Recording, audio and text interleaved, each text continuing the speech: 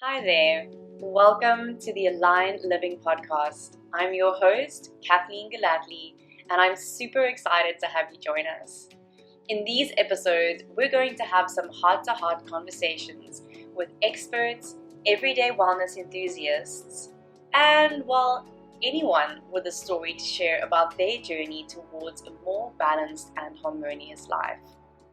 Welcome to the Aligned Living Podcast, where well-being meets wisdom, and the journey is just as important as the destination. Let's dive in. Hi, everyone, and welcome to the Aligned Living Podcast with me, your host, Kathleen Galatly. This is episode 14 and one that has been in the making for quite some time, actually. I'm beyond excited to have my friend, my sister Ella, here with us today. And yeah, thanks for tuning in if you're listening to this. Or if you're watching it on YouTube, please make sure to like, subscribe, and especially comment if you have any questions, and share this with anyone that you feel might benefit from this conversation. These conversations on the Aligned Living Podcast really are there to connect people. So please never feel like you're listening to someone who's far away and it's a stranger and you'd never know them. Like, we're here, we're real people, we're showing up, and we are here to connect. So if you want to connect with either me or any of the guest speakers, please, all their details will be in the show notes, and you're welcome to pop them a DM on Instagram, send them an email, or any form of contact is really welcomed, and all questions are encouraged. These are the things that we nerd out about when we chat about these topics, and they light us up. I've got a fellow generator here with me today, and we are just like living the generator life of really being lit up by the things that truly are in alignment with ourselves. So thanks for tuning in. I'm not going to chat too much longer here.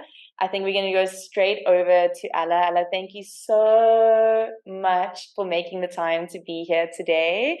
I think let's just start with maybe a little bit of an intro, a little bit about yourself. I love hearing about people's upbringings and almost leading into perhaps it was in childhood or in teens, early adulthood. When was the part of your journey where you really went like, oh, hey world, hey, wow, cool, I'm here.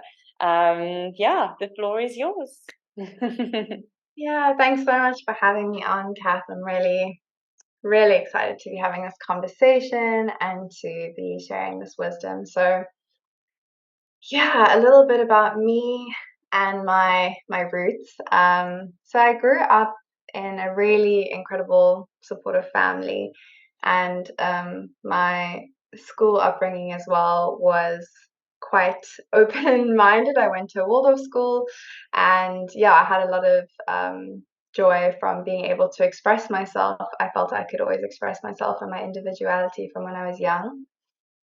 But really, in terms of this work that I'm involved in now, which we'll get into, um, when I track it back, it feels like it was sourced to when I was around 16 years old.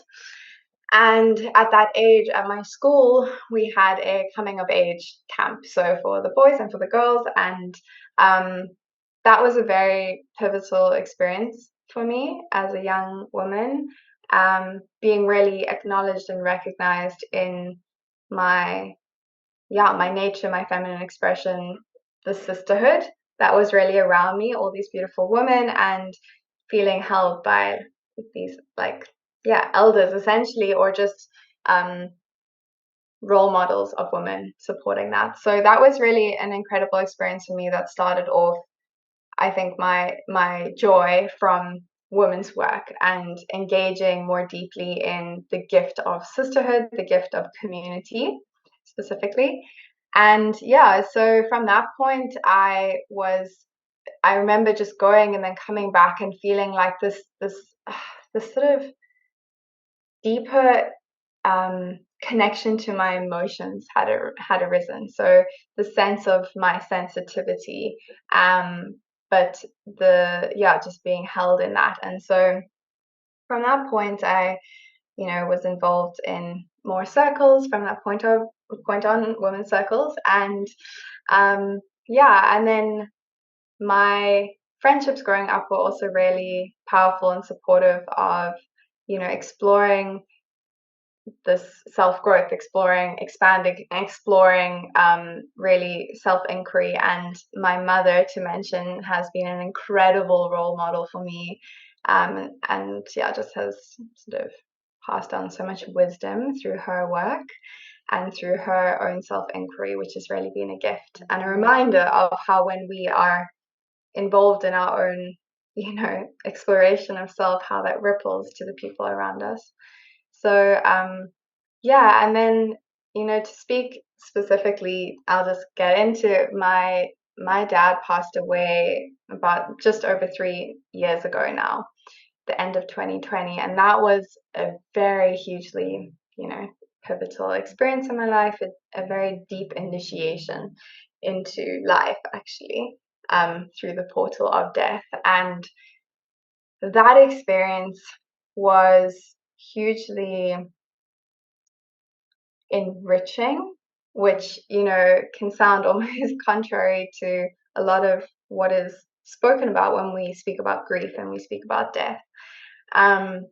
This point was like, I remember feeling like this almost immediate clarity of choice, of like, I have a choice to choose which way I go about this now, the way that I continue my relationship with life. And, I'd always felt reasonably connected to myself, connected to my intuition and my body. But from that point on, it was like life's color really turned on for me, like the beauty and the gift of life and of the presence of connection, of community, of the people, the relationships in my life. Like that all just sort of unfolded very exponentially from that point. And it was, that experience of grief, of actually, in a lot of that, I felt was like deep restfulness from the grief. So it's so piercing and so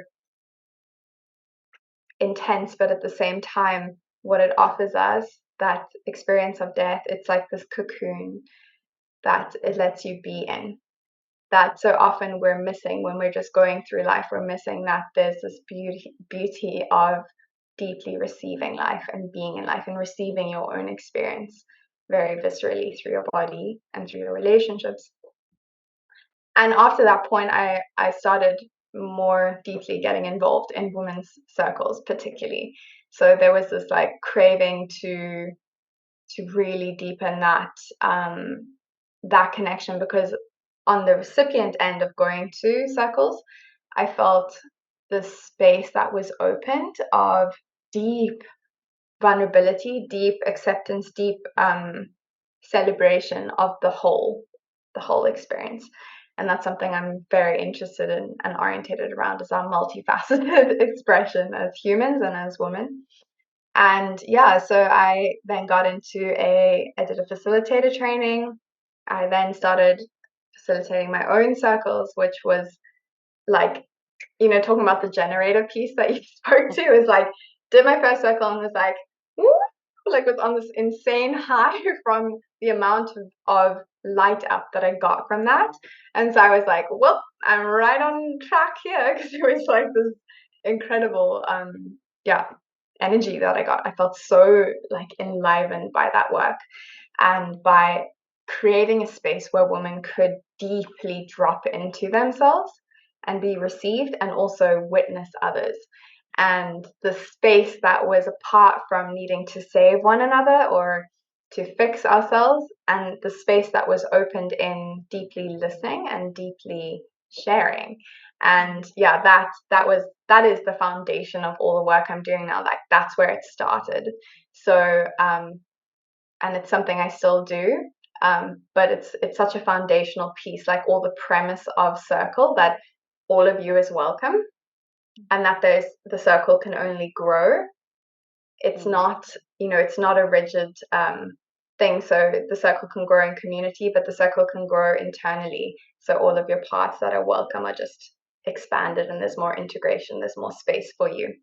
So that's a huge, foundational piece of my work. And where I am now is doing that, and then have, moved into one-on-one coaching as well. And now there's a new level of specificity around cyclical living and cyclical awareness and cyclical aliveness. So just this wonder that I have resourced from my life, from the women around me, from my own mentors and teachers, from nature, from my body, really from my body, and from my own lived experience of how immensely supportive it is to know your cycle, to know your body, to be in tune with your feminine nature, your true nature as a woman.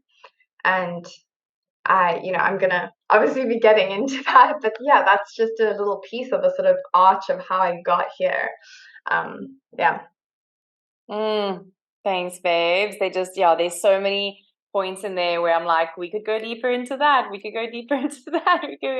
There's so much, and I think it's so relevant when it comes to you saying like the circle and really accepting the fullness and the wholeness of the experience, being able to accept the fullness and the wholeness of the entire spectrum of emotions, being able to accept the fullness and the wholeness of your cycles. I think so often, from a young age, whether it be through parents or peers or just the systems in the world, I don't remember being excited about my first menstrual cycle. I was kind of like, oh God, here we go. Now I've got to go through this every month. Like, I remember being young and like almost hating it, being like, when that time comes, just being like absolutely miserable and almost more disconnected, feeling more disconnected from myself. But I think a lot of that was just disconnect and avoidance of, and the avoidance of acceptance of where you really are. I wanted to do a quick little share as well here. So I've had the honor of being one of Allah's one-on-one clients, and the work that we've done has really ranged from the simplest of things to the most complex of things. I think I cried probably multiple times in like every single session. Whenever we'd start a session, I'd be like, today it's going to be like uplifting and inspiring, and you bullshit yourself into all these stories, and then I settle down with you, and you're just like, let's get real, Kath. Let's get real, but like in the most beautiful and supportive way. And so for me, one of the major things that I think has been so beneficial working with you, and Ella and I actually met on, and I call it a business training, but it's so much more than that, the Empress Entrepreneur Training with Alexia Ushart, which is pretty much, it's an entrepreneurial program, but it goes to the root and the core of who you are. It's soul work. It's how do we do our soul work on this planet and navigate the things like money and spreadsheets and clients, but still staying true to ourselves. And Ella and I met through there, which led Ella to actually facilitate a session on a meditation course that I was facilitating. Just so beautiful. And one of the, to come back to like one of the key things that I took out of our sessions, because there are many, but I think is the education on our cyclical nature and the actual essence of what that means. I mean, I've always been aware of like, okay, there's ovulation and then you have your menstruation and you're going to feel different because there's different hormones. Like, we all kind of understand that. I'm saying this in air quotes to those listening, but do we really? And it's only been through really doing the work with you that I've gone like, wow, there's actually a lot of nuance to this, but the complexity brings simplicity in your life in such a grand way. And so I think there are many ways we can go in this conversation. I would like for us to start with the kind of 101 of woman's cycle, I think you can just kind of kick us off. I know you'll just go off into this, but maybe just starting off with a one-on-one of like, what are the basics of the cycle, bringing in a little bit of what happens with the hormonal change with our energy levels, and then you can perhaps elaborate a little more on the seasonal archetypes that I know you work with. That to me has been game changing. So I'd love for you to share a little more about that. Yeah, it would be my honor. Yeah, I can't wait. Okay. Yeah. So, so I'm just gonna work through the 4 inner seasons, and I will start with the menstrual phase, so the bleeding phase. So one thing I'll say before is that something really beautiful about understanding that we have these 4 phases is how they are working in relationship with one another. So it's not another way to rigidly box ourselves into, well, this means this exactly and this, so I can't feel like this here and I should feel like this here. It's actually looking at these incredible frameworks and the natural wisdom through the body, so that we can also be understanding, well, how can I be most in my ovulation also through my relationship, say, with when I'm bleeding, when I'm in my menstruation. And so it's understanding, like nature outside the 4 seasons, how you cannot have one without the other. And that is the beauty, that is the gift, because there's a whole sort of symbiosis that's going on. So I always am looking at it from a whole picture. Yeah. I love that you said that. So I'm going to interrupt you quick, No. just because I'm a person that's kind of can be like that sometimes. And Yana Romano, and she and I were, when we were recording her podcast, it was interesting because she was sharing about how she's always done like dance and yoga, conscious dance, and then she started gymming, and she had this whole feeling of almost guilt and shame of being like, oh, now I'm like a gym person, like, and really putting ourselves in those boxes and looking for that like one pointed solution to how we're feeling. I think what it boils down to is, if I'm feeling like this, then it's because of this, or I can find a reasoning. Whereas sometimes we don't have to look for the reasons, we can just accept. And so I've actually started charting my cycle. Many thanks to you, like hinting and reminding me all the time, being like, Kath, have you started charting? Have you started charting? And since doing that, I know that the old Kathleen would have gone, well, now I'm in my follicular phase, so I should probably like set up a million things to do, and I should do this and do that, because you're supposed to have more energy in your follicular phase.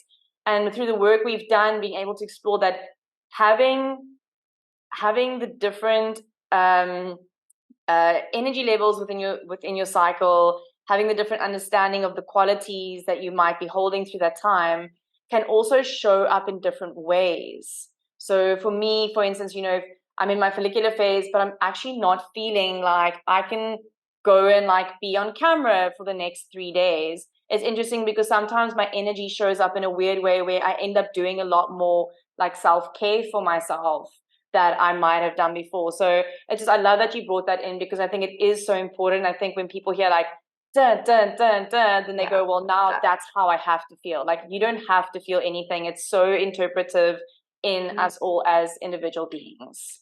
I love that you spoke to that in your personal experience and Yana's experience. Like, absolutely, this work has so much to do with it's identity work, as much as it is, with the body is informing also what we're identifying with. So it's completely about actually having a container through understanding these frameworks, which is like this container that holds our expression, and yet moving from that rigidity that we're constantly being conditioned with, which is understandable. So then it's just like starting to slowly unlayer and sort of move into an experience that's more flexible internally, so that we're not fighting ourselves the whole time.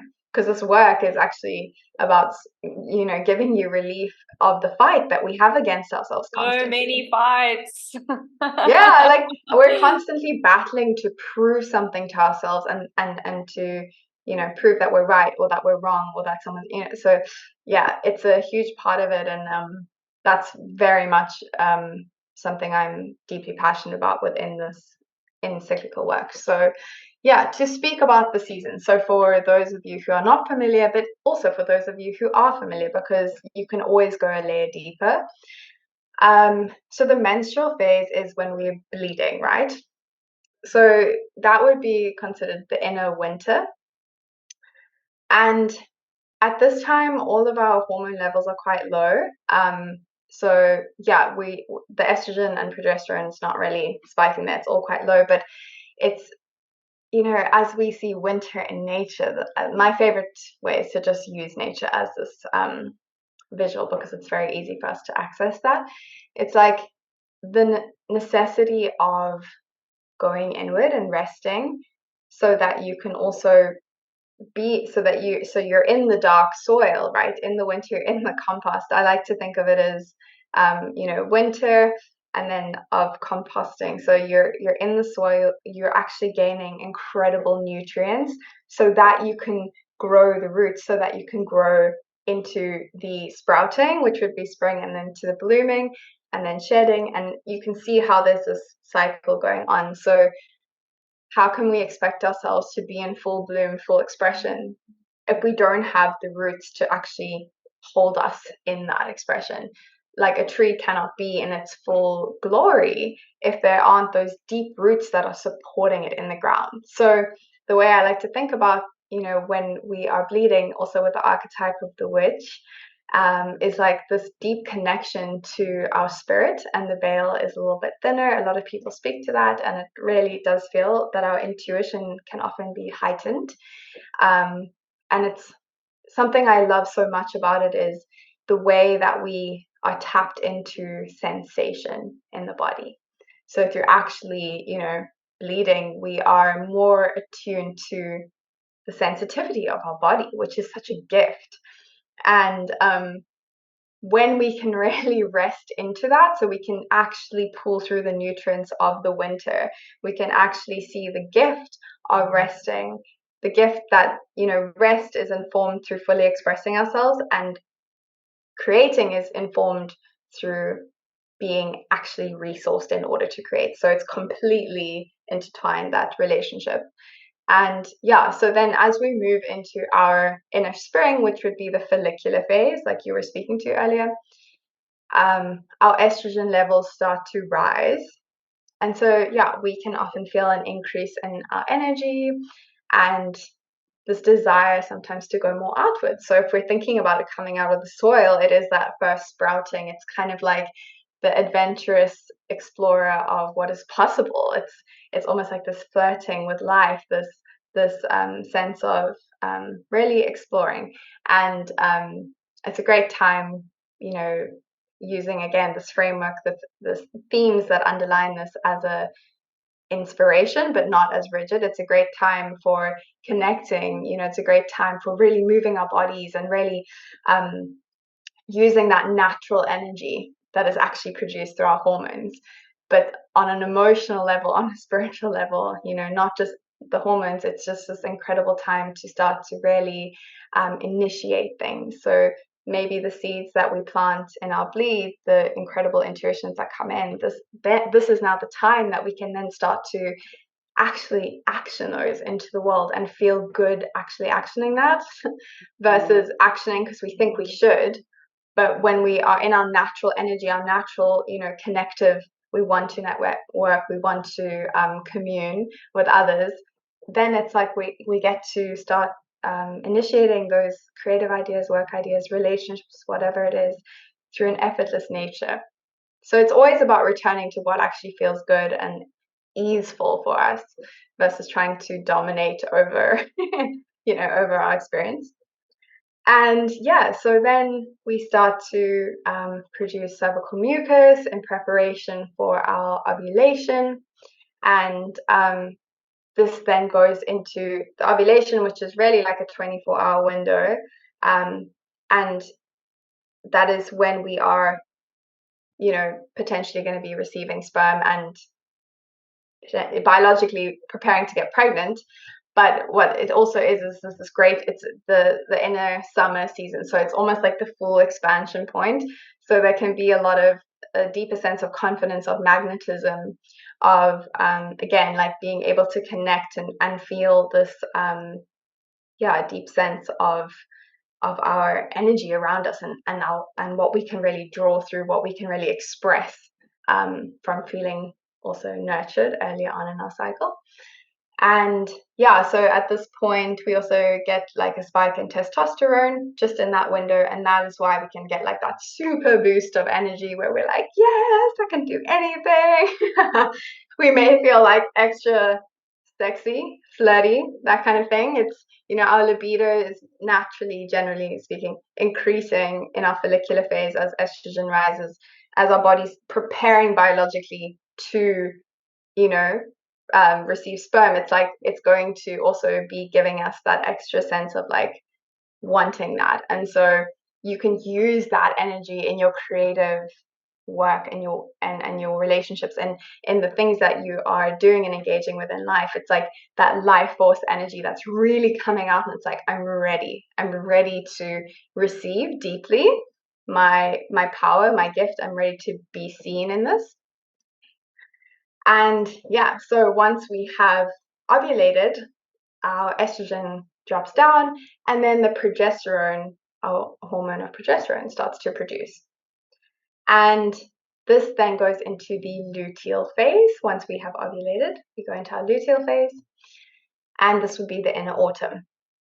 So this is really this incredible time. I always feel so drawn to speaking about this phase in particular because it's been so vilified and so demonized, and a lot of women experience a lot of symptoms and struggle around this time. In my belief, there's a lot to do with this deep disconnect from our feminine expression, and from emotional expression, from energy actually being able to move through the body. And there's a lot of emotional roots and psychological roots in those pain and those symptoms. It's not just physical or hormonal. There's deeper things that are moving through us. And the wisdom of the luteal phase is that it has like these two pieces to it. So the one is that it is the hormone of progesterone is like an incredibly soothing, calming hormone. And when it can properly be produced in our bodies, through really respecting our need to slow down and rest and keep our cortisol levels, balanced, so that, because when cortisol is too high, our progesterone doesn't work so well. It's not like, best mates with cortisol. Whereas when we're producing estrogen, it's more resistant to cortisol and stress. So anyways, but the point is that it's such a beautiful, soothing, sensual time that I experience, and it can be such a this deep dive into your internal, this deep dive into the parts of us that we are taught to avoid or taught to suppress, or taught to shame. And so for me, this season of our inner autumn moving towards our winter, it's like it's the shedding. And so naturally, and how I like to look at it like in a holistic way, it's really our body bringing up, emotionally, physically, whatever it is, but everything that needs to be brought into the light. So it's this incredible space and time and phase and season to transmute shame, because when we actually start to look at the parts of ourselves that we would rather not, that's when they are the tension we have with those parts starts to dissipate. So it's our relationship to those parts. Remember, as I was speaking earlier, it's not about the thing itself or the emotion itself. It's how we're relating to it and how we're relating to ourselves. So when we can build this relationship that is curious, that is actually open, that is compassionate towards ourselves, then this is like such a special and sacred time to start to slowly unwind and go inward and start to go into our archives and kind of see, what is it that is there, that is like, where are my unmet needs or my unmet desires, and like, how can I bring more support for that? How can I validate my own experience? How can I also start to ask for support around me, which is often a very big edge for a lot of us. And so it's just, for me, it's like such a beautiful aspect of the feminine nature that starts to gently recoil into this cocoon, which then would be the bleed, right? And it can be so misunderstood and so, vilified, because a lot of women experience pain, and also because the way that women are treated, they treat themselves, but also others have been taught to treat women, is there's a disrespect on the power of actually revealing to ourselves what is really there. So there's a disrespect towards our shadow. There's a disrespect to the parts of us that are hurting, or the parts of us that are afraid, or the parts of us that are angry, or the parts of us that are deeply sad, or, even it's just so when we can start to come back into intimacy with ourselves on a whole level, and also in this phase, and we start to see, well, what is it? How can I really choose to actually slow down?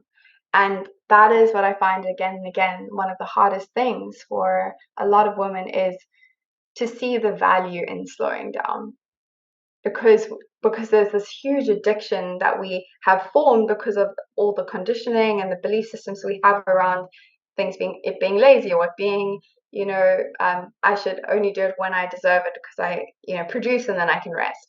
But again, when I talk about this relationship between creation and rest, they are one and the same, because you cannot fully express yourself into the world if you are not resourced to do so. If you're not deeply resting in your soul, in yourself, how could you understand what it is that even wants to be expressed? And then on the other hand, we deeply feel like we can actually rest and relax when we are fully expressed. So this is the thing why it's so powerful, and I feel like it's not spoken about enough, is that, just as much as I speak about how creativity is informed through us actually being able to rest, being able to actually rest and relax into ourselves comes from feeling ourselves deeply and expressing ourselves authentically. It's, we can technically, we can sleep, we can rest, we can do something, but if we're not in alignment with what our soul is wanting to actually bring and express into the world, we're never going to feel satisfied and fulfilled. And so this is why it's such a powerful relationship. And I feel that, in this luteal phase, in the autumn, especially towards the end, it's asking us, like, what is it that you deeply want and that you deeply desire? And then when we can be with that, there's this like soothing energy of like, okay, I'm with myself. And then we transition into the bleed, and we can experience ourselves, and we can experience our spirit so deeply through our body.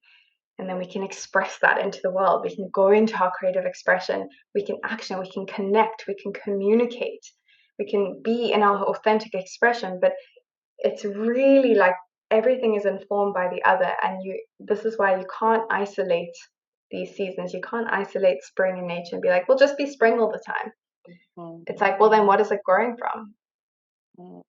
What's the soil beneath it? Or, or just be like autumn all the time. What is there to shed if there's nothing to shed? So we see how this is like, and this is what I'm so passionate about and within it. And all these incredible like nuggets of wisdom that we can get. Just it's like it's such a simple thing, but the depth within that simplicity is so transformational.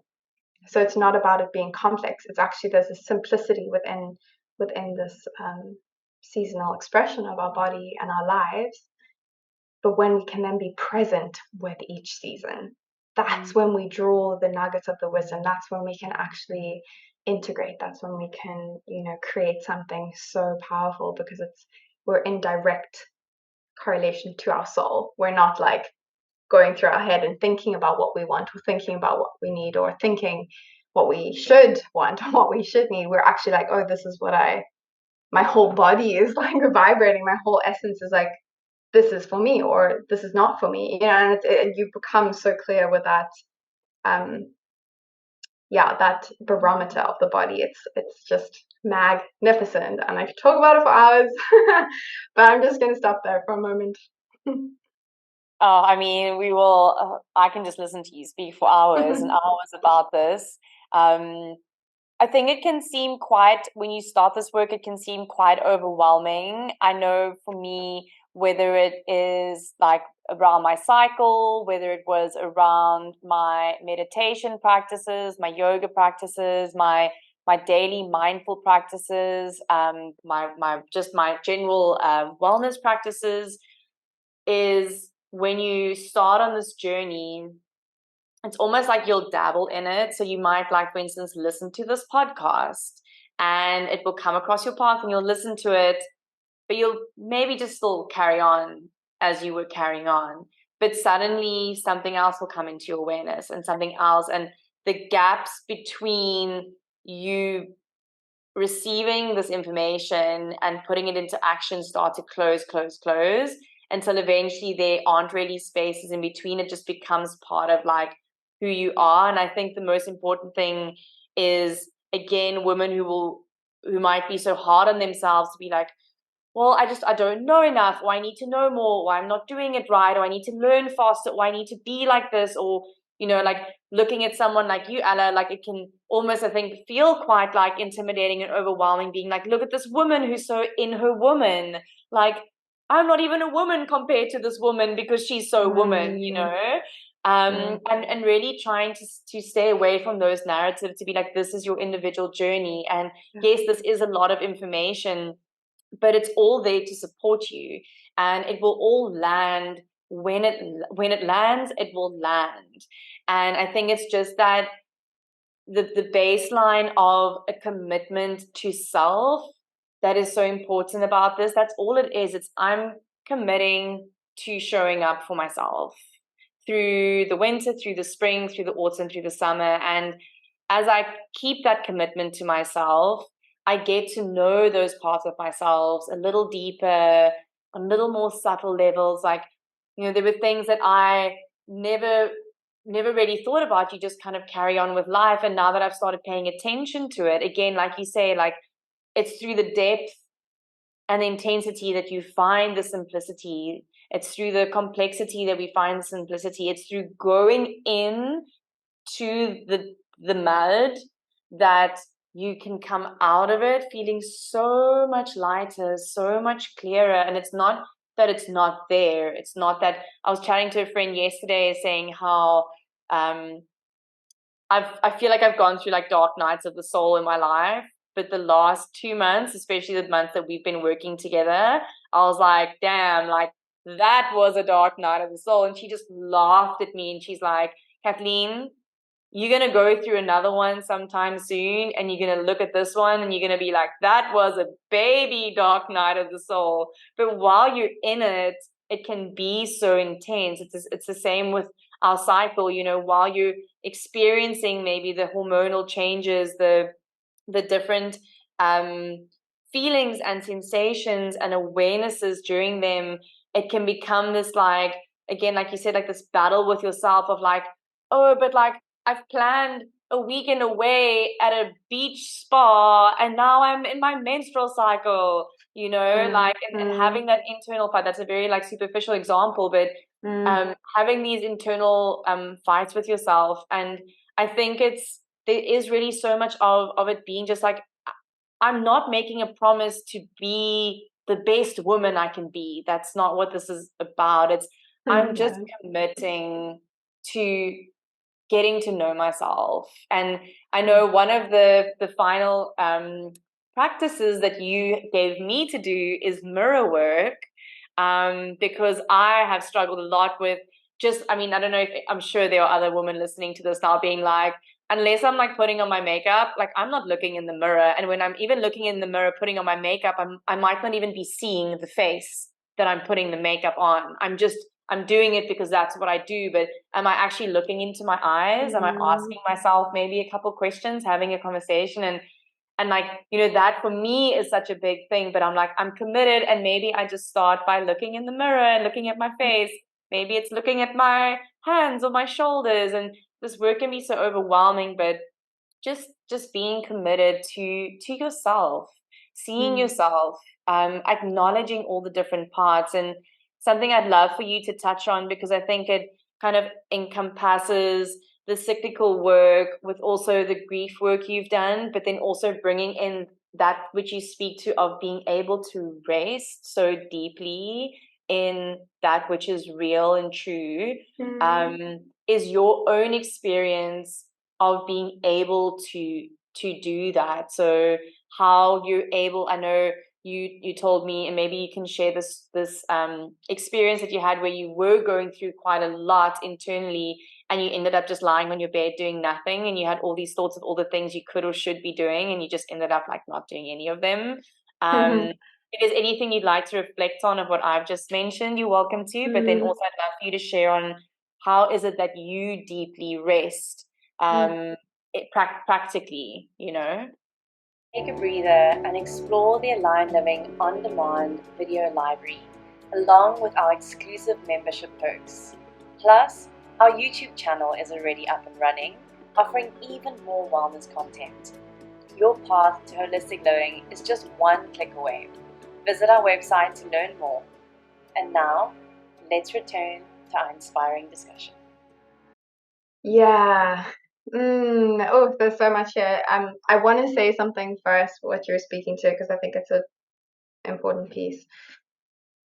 The overwhelm of, I was literally just recording a video before this about our idea of healing.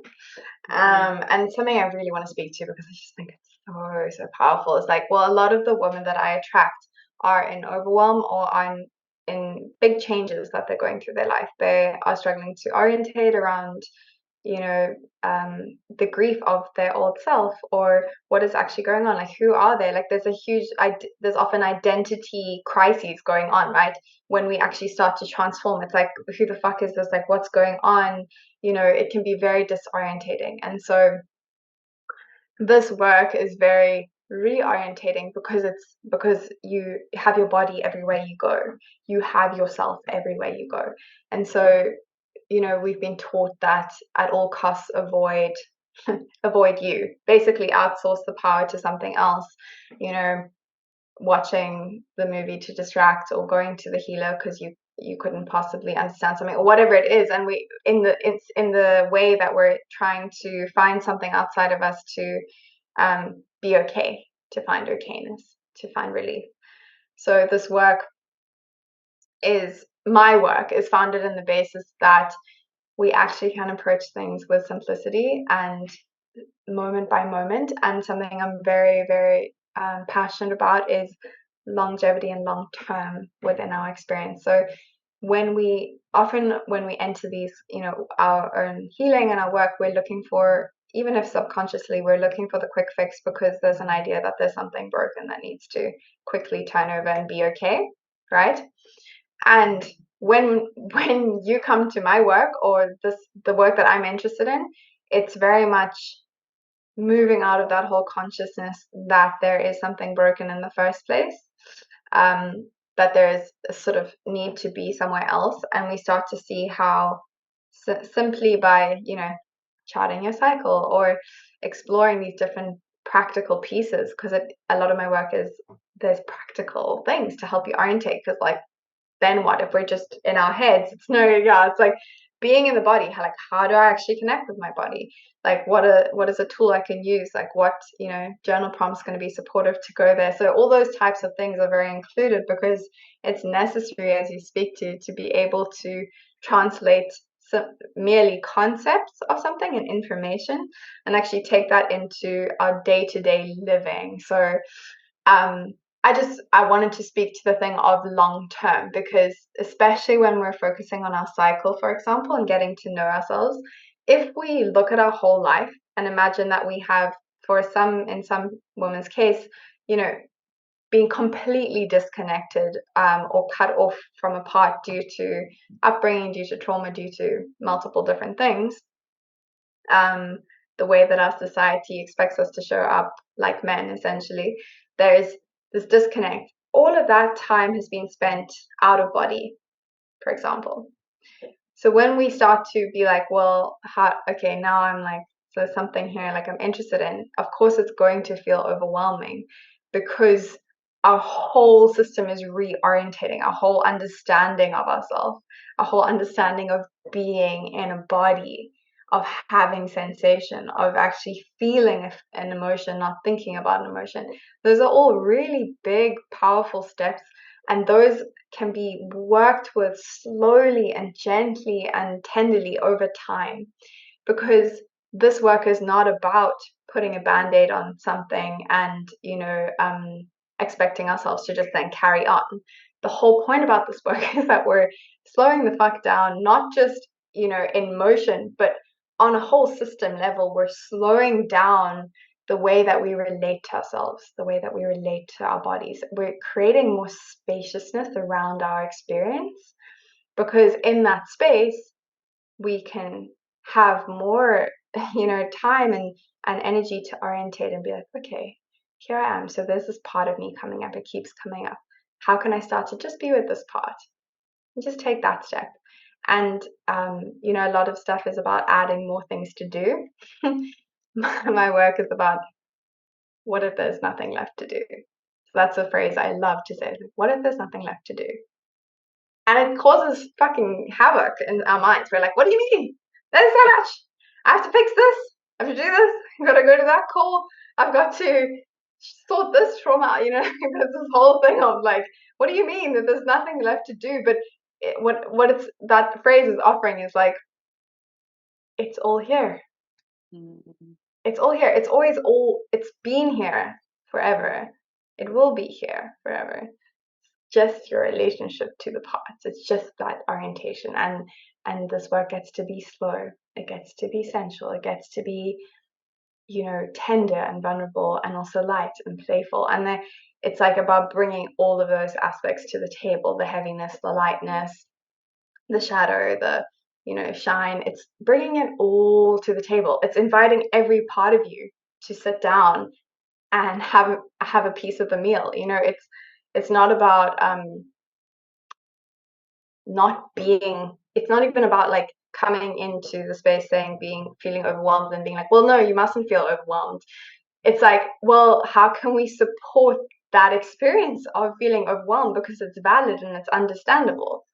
If you're going through a huge life shift, or if you're starting to question identities with things, of course it's going to be overwhelming to our system.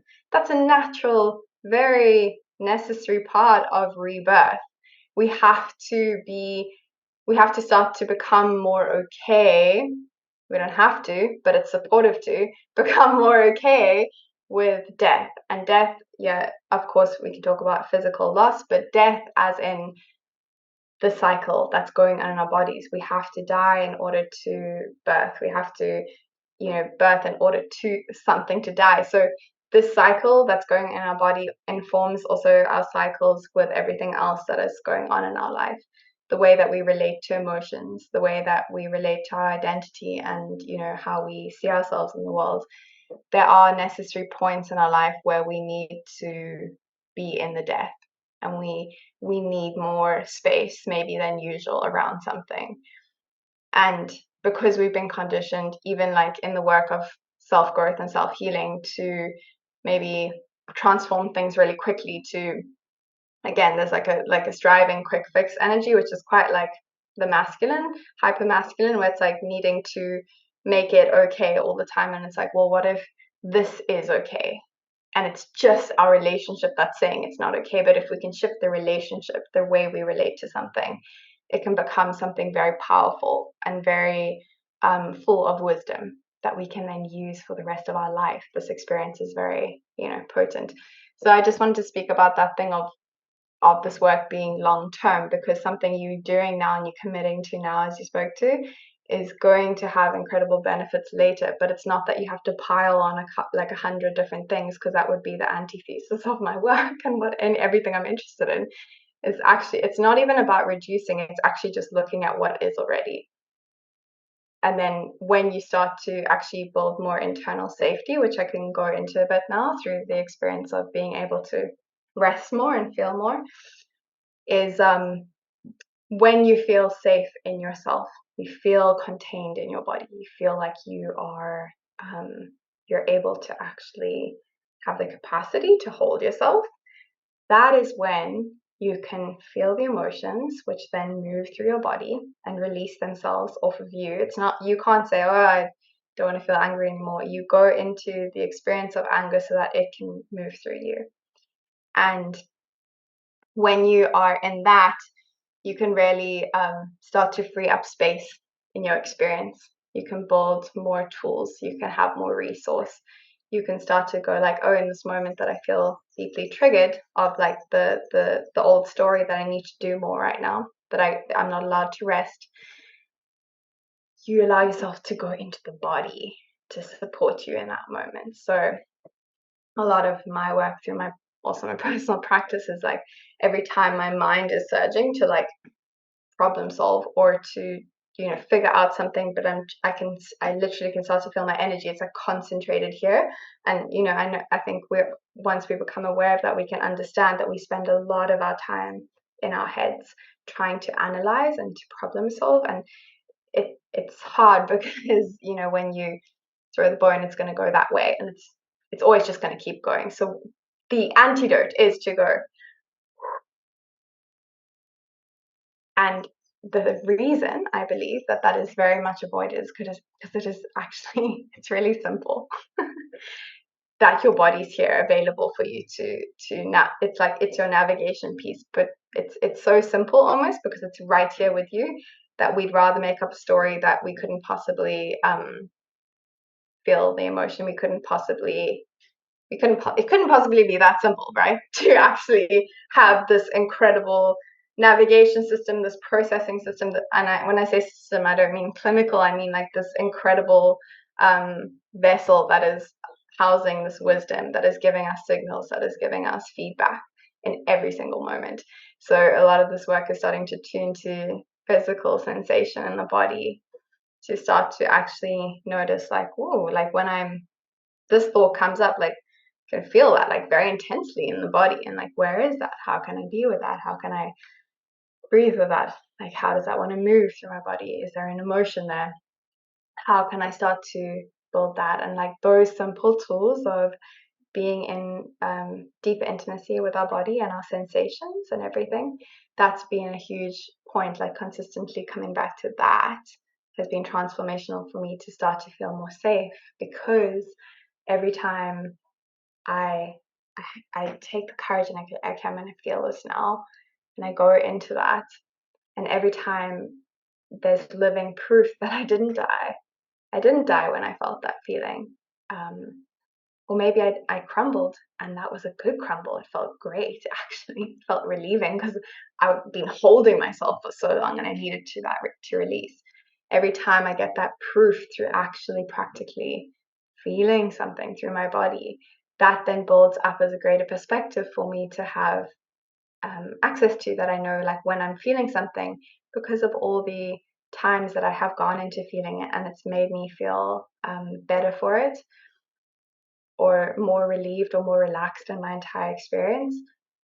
You get that proof through actually doing it. You can't do it. You can't just take a concept and be like, well, I guess I could feel safe feeling. You build the safety through feeling. And the feeling part is, I feel like a lot of where I come in terms of the coaching is like that support, that container, right? Because to be witnessed in something is really supportive when maybe we have no one else in our life able to witness us, or the point being that we don't have to do this alone, but it doesn't need to be a lonely journey. That community plays a huge aspect in this work. Community plays a huge aspect in us communing with ourselves. So yeah, I think I just said like a whole lot of stuff there. I mean, no, thank you. Thank you. Thank you. I think as I was listening, I was just, really feeling and receiving your words so deeply, because I think a lot of this information we actually know. So it's so great when you get to hear it and you're like, yes, that is something that I know. And our innate wisdom and our intuition that we have is so important. But again, listening to you speak about safety, what really came up for me now was and it actually makes me quite emotional. I think, like, especially during times like this, is to, have that question of like, women aren't really afforded safety in the world that we live in, for so many reasons and in so many ways. And so when you do have the privilege of finding yourself in just a safe environment physically, that already, almost gives you this privilege and this opportunity to be like so much more capable of being able to tap into your nature, to be in tune with being woman, to I love the phrase of, we're not humans having a spiritual experience, we are spirit having a human experience.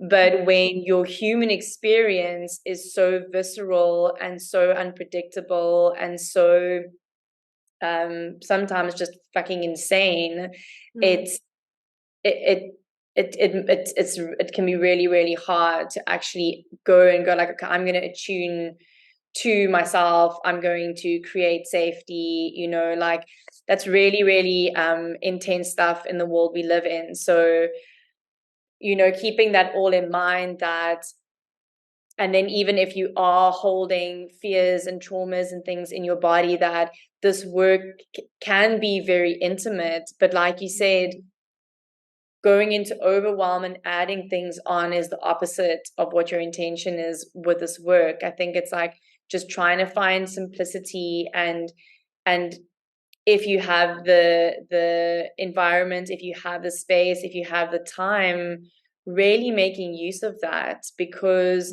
the work that you will be doing on the inside, as within so without, and hopefully through empowering more women, that those women then become the women that hold the hands of the other women who need that extra support, who need that extra holding, who need them to step in and to help create safer environments. Because ultimately, that is the way that this work needs to grow. Us really stepping in and going like, okay, I'm gonna, I think that's why a lot of us facilitators do what we do, is you going like, someone might not actually have a safe space at home to be able to sit and meditate for 10 minutes, whether that safety is on whatever level that is. And they come to the yoga studio, or they come to a circle, or whatever it is. And for that hour, they've got this moment of safety to go, I can land. And I think that's why those experiences can be so overwhelming, especially, well, not especially, but even when you're working with a coach, is even if it's on Zoom online, somehow you've created an hour-long container of safety, and then you just go, oh my gosh, I cried through the whole thing, or like, oh, now all of a sudden, like, for me with you, when we started our sessions, and one of the first things we did was we sat and you said to me, just feel and try and feel like, just feel one thing that's coming up for you. And I was just like, oh, sadness, this overwhelming sadness that I hadn't been able to really feel, because I'm living in this unsafe drive, even though I'm physically safe. A lot of the time, I mean, in a country like South Africa, being a woman is really, really hard. And I mean, I live in a privileged, general, safe neighborhood, but even walking here, like, I don't walk without my dogs generally.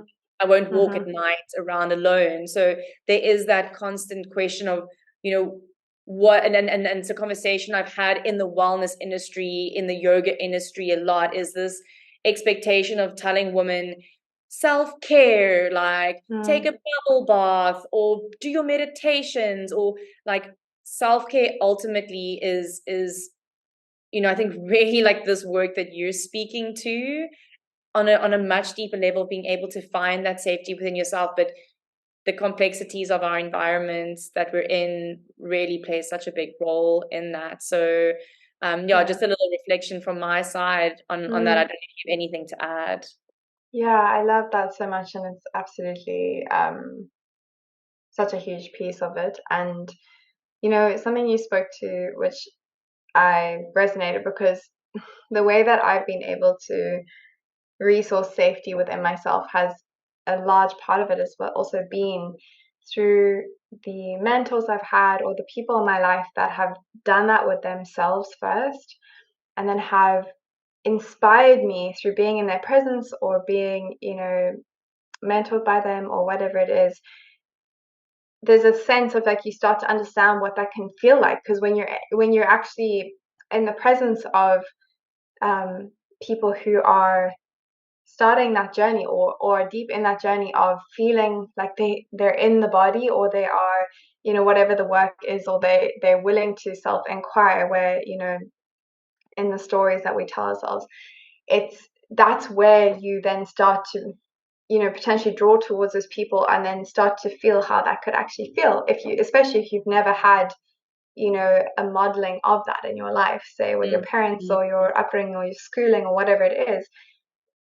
Coming into contact, with the kind of community, the kind of people that are doing that self-inquiry, doing that work, and really integrating that in their life behind the scenes, just not just for the shine, but like really doing that because otherwise they don't know what the fuck to do, because it feels so shit, so they have to go in. Like, that's being around that is the inspire into understanding energetically what that could actually be like and feel like for you. And yeah, it's really important that you spoke to that, because I can speak for myself, having grown up with a really, really encouraging and supportive family life and community. And of course, I've had, a lot of my own traumas and challenges, which, are part of the process of life, I feel. But it is this thing of like starting to just really orientate around our power that is insourced from us. So so this is such a powerful piece, because when we are still in the notion that, of course there's things to do with like physical safety, emotional safety, the people around us, like our home life, our environments, general things like being in South Africa as a woman, those are huge aspects. And I also want to add to that there's a choice that we have internally, whether we want to or need to start orientating around a power that's sourced internally versus the external things around us. So the thing is, like with the body, is that your body is always with you, right? Like you are currently, like you're always in relationship with your body, no matter where the fuck you are, like anywhere you're here, right?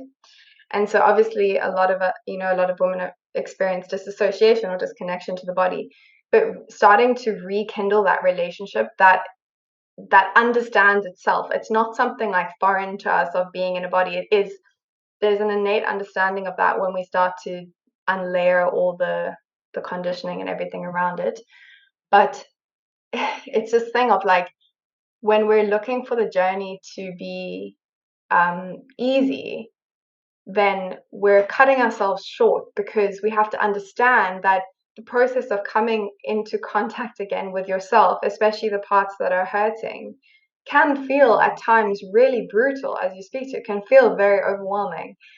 But the reward of slowly starting to rebuild that intimacy is exponential, because when you then start to build that intimate link between all of the parts of you, all of your experiences, your memories, all of your dreams and your aspirations for your life, and you're in closeness with that, you then get to carry that with you through all of your experiences. You then get to potentially also re-script the narrative that you're carrying around your life, around what it means to be a woman, around what it means to what safety really means. And you can start to re-script that. But it's like a slow process, not in the sense that you can't have shifts, happen quickly, but it's a continual commitment as you speak to.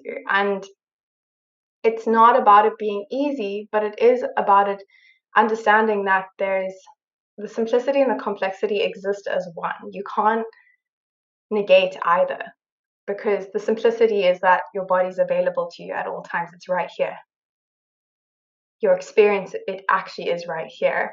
The complexity is all the layers we have going against ourselves that we don't, And so it's like this, there is this relationship between those two things, and there's a relationship where we can feel the unsafety and we can feel safety at the same time. We can have contradicting experiences at the same time. We don't just have to feel completely disconnected. We can feel in our bodies and feel scared at the same times. We can feel in our bodies and feel anger. We can be in our body, and we can also feel unsafe at times. And it's not about that when you're in your body you feel good all the time. It's about being in your body. Yeah, no, it's about being in your body. It's actually like this grounding, rooting, anchoring energy. So it is your anchor. So it's saying right now, I feel afraid, I feel scared. There's an ability then to actually use that signal and then start to bring act accordingly to that intuition. So being in the body doesn't mean that we're devoid of feeling. It means that we feel more. And that's the piece that's so scary, because basically we've been taught that it is very dangerous to feel, where in fact it is incredibly powerful, and it brings a lot of movement, it brings a lot of shifts and changes naturally upon us when we can actually be in intimacy with feeling. So a lot of my work is about coming back into feeling, whether it is the sadness, right, or the joy. Like even our relationship to things like feeling joy can be very tight, because have we been allowed to feel joy? Have we been allowed to feel deep pleasure? Maybe not. It's not about it's really just about this intimacy, and intimacy brings up all sorts of things. So when we're in that, it's like, yeah. I love the if we think of language and we think of the words like easy versus like easeful, or like I know for me it's always interesting when someone comes to a beginner's yoga class and they find it so hard and they're like, oh, I thought that was supposed to be a beginner's class.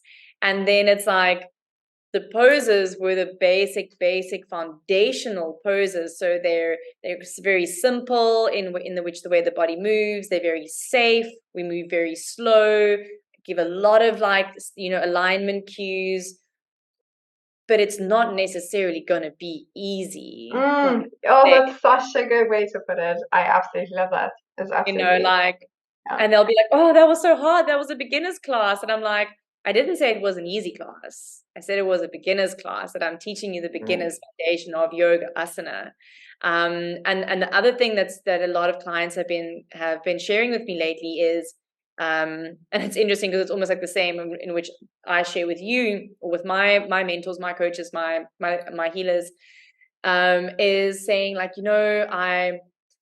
I've just been like feeling this like overwhelm, like I'm doing my yoga. I've been eating really well, my sleep is good, but I'm just like feeling so like overwhelmed with things. And now like there's this turbulence in my relationship as well. And And like what I always say is like, the more your awareness elevates, the more your tolerance decreases.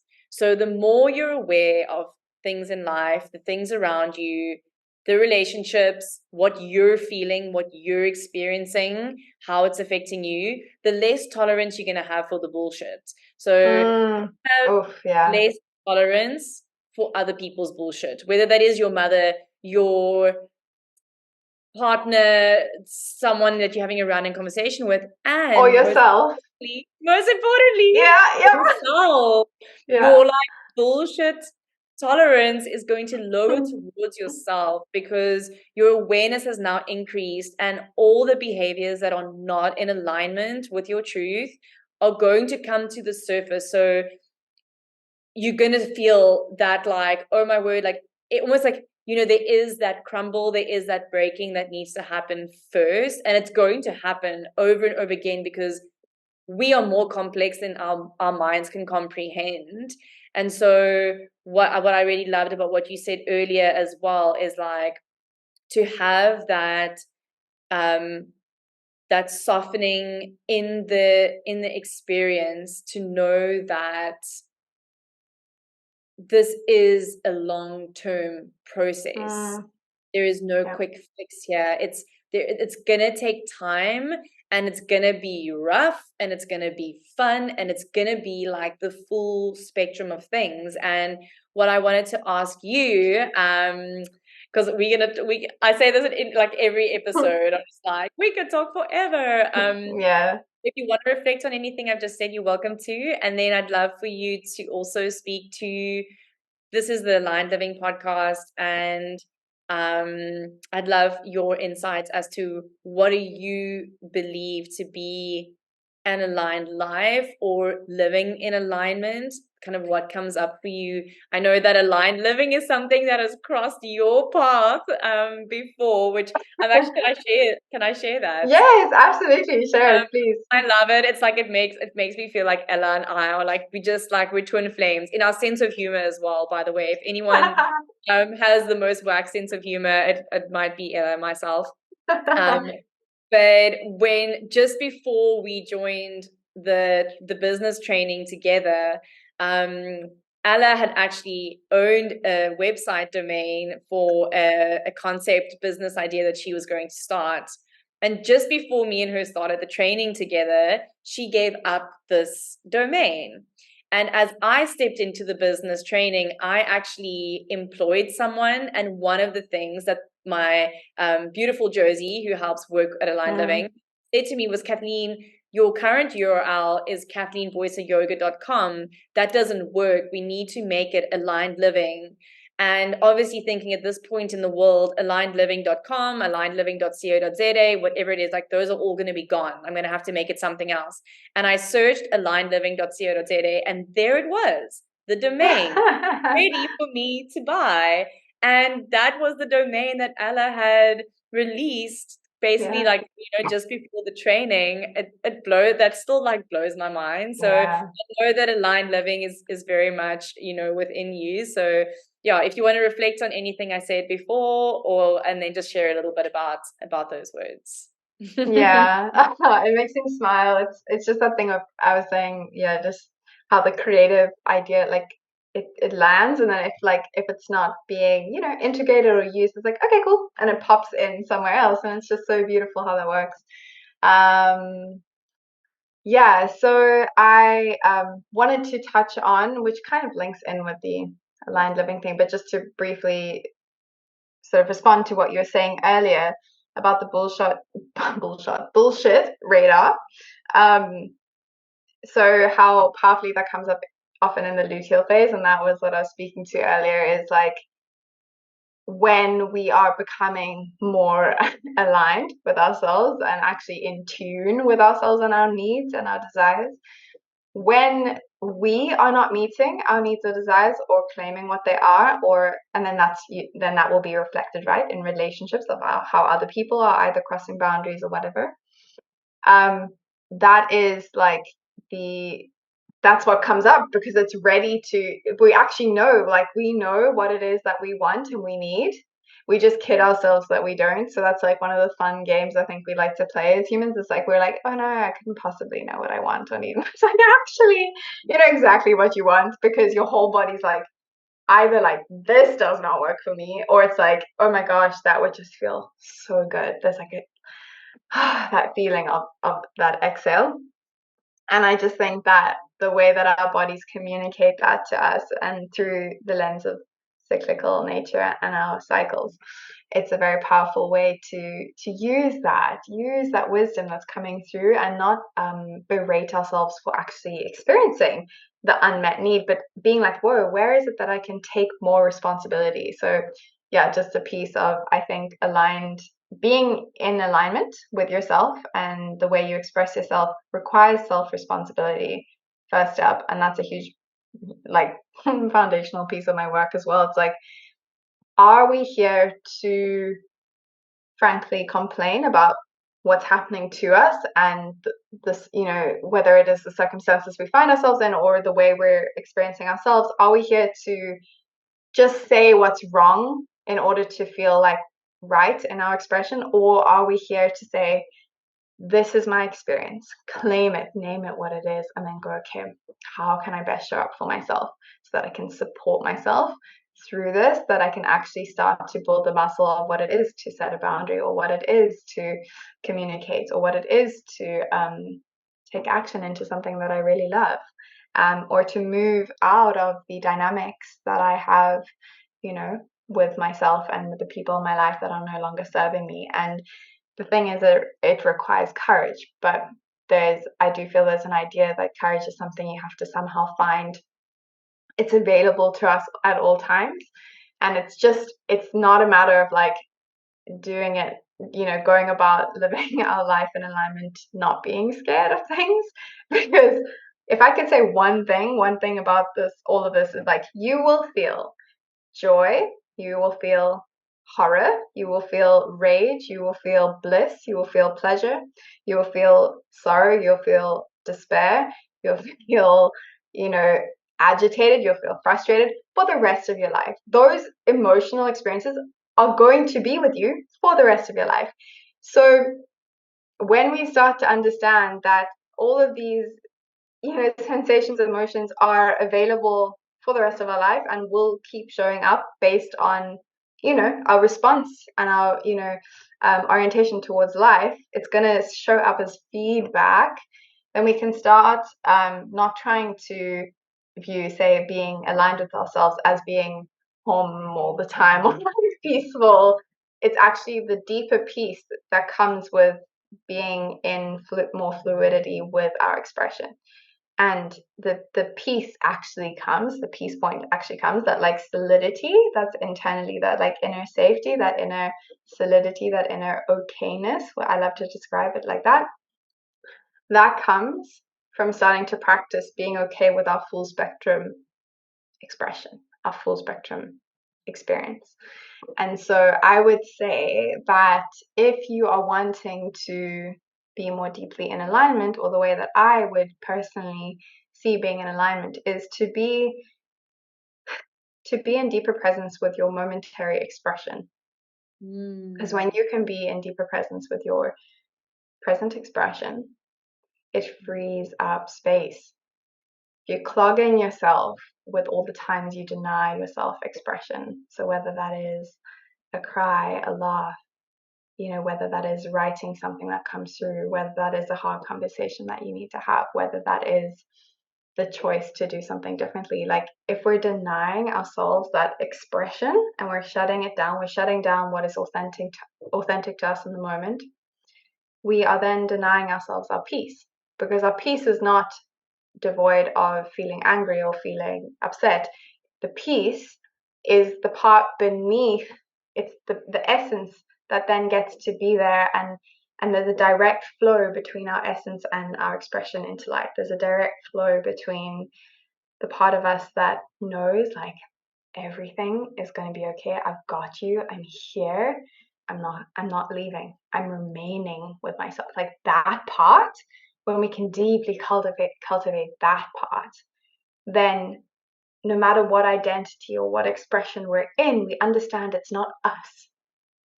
So we understand we're not who we think we are. we're something beneath that. And that essence gets to really come through our creative expression, our life force energy, our sexual energy, our, the way that we communicate into the world, when we can build that inner solidity and inner safety.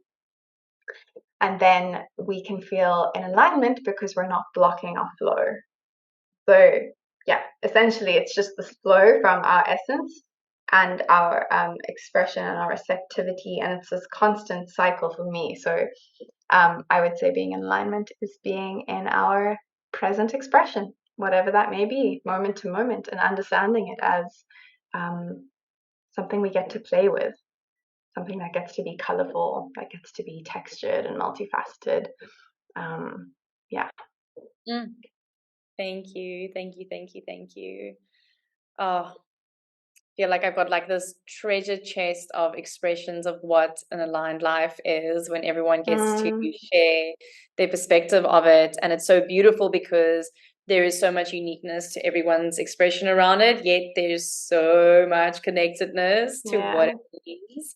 Thank you so much. This conversation, Oh no, just so much. Thank you for your time. Thank you for your vulnerability. Thank you for all your shares, for sharing all your beautiful wisdom and knowledge and your amazing heart and your passion and your creativity for this work.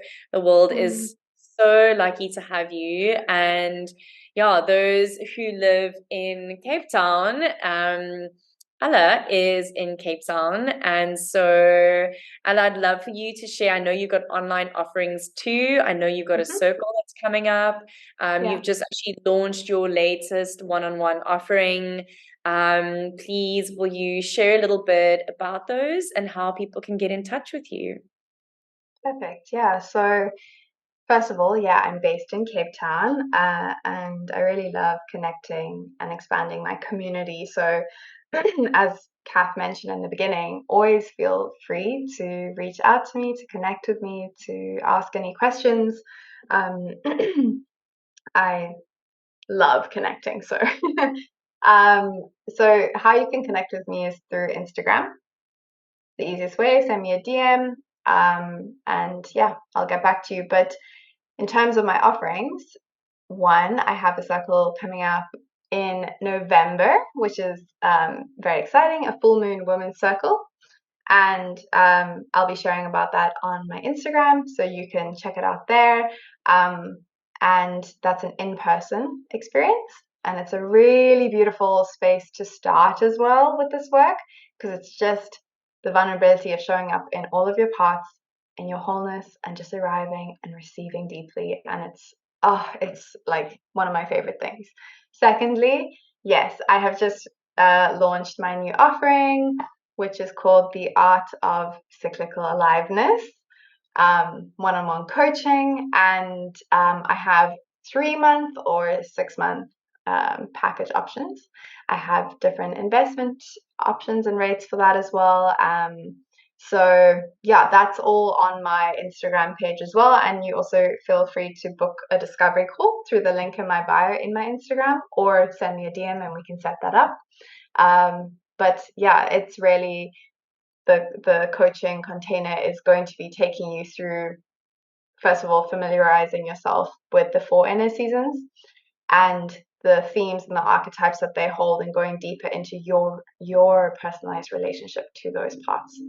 And then through that, deepening into how you can apply both practically and also, you know, on a holistic level, how you can feel more deeply anchored in yourself and your body, how you can build more safety in your body and your experience. You can deepen your authentic expression because you actually feel safe to be yourself in life. And, it's an amazing way to improve your relationships with yourself, with others, with nature. And it's something that, yeah, all the women who I have been working with so far, it's been incredible to watch them just blossom into that amazing feminine expression. So I'm very, very passionate about it, and I'm running an October special at the moment. So yeah, some discounts for you if you want to get in. Get it. Yeah, I mean, I cannot recommend it enough. I mean, just having Ella here on the podcast is testament as well to just how much I respect you, how much I adore you. I love the work that you're doing. It's so wonderful to see someone who is so believable because it is so true in what you speak to, and to be able to connect deeply to that. And I mean, for me personally, you have played such a big role in me getting through my dark nights the last couple of weeks in such a major way. So I honestly will actually never be able to thank you enough, except just to love you forever and ever as my thanks. And yeah, you guys can keep an eye out. Ella and I are planning some collaborations in 2024. So as soon as we have ironed out the details, we'll be sharing that as well. And yeah, thank you all for sticking around for this conversation, for listening. Again, if you have any questions, please reach out. Make sure to follow, to like, to subscribe. Share this with anyone you think might find it valuable. As Ella said, growing these communities really is what we're passionate about. For me, it really is trying to connect people with the right people. And you never know who might land on this, and it might change their life. So yeah, thank you, and appreciate everyone for being here. Ella, love and appreciate you so much. And I look forward to, we get to see each other quite soon, so that's also great, in person. So Other than excited. that, catch you all on the interwebs, and have a beautiful day. So much love, everyone. Bye. Thank you so much for tuning in to today's episode of the Aligned Living Podcast. We hope you found inspiration, insight, and a fresh perspective on your journey towards holistic well-being. If you enjoyed this episode, don't forget to subscribe, rate, and leave a review on your favorite podcast platform. Remember, your feedback fuels our mission to bring you valuable content that aligns with your life. Stay connected with us on social media for updates, and feel free to reach out with your thoughts, questions, or suggestions for future episodes. We would love to hear from you. But until next time, take good care of yourself, embrace the present moment, and remember, you are your own healer. Thank you for being a part of our community. Goodbye for now.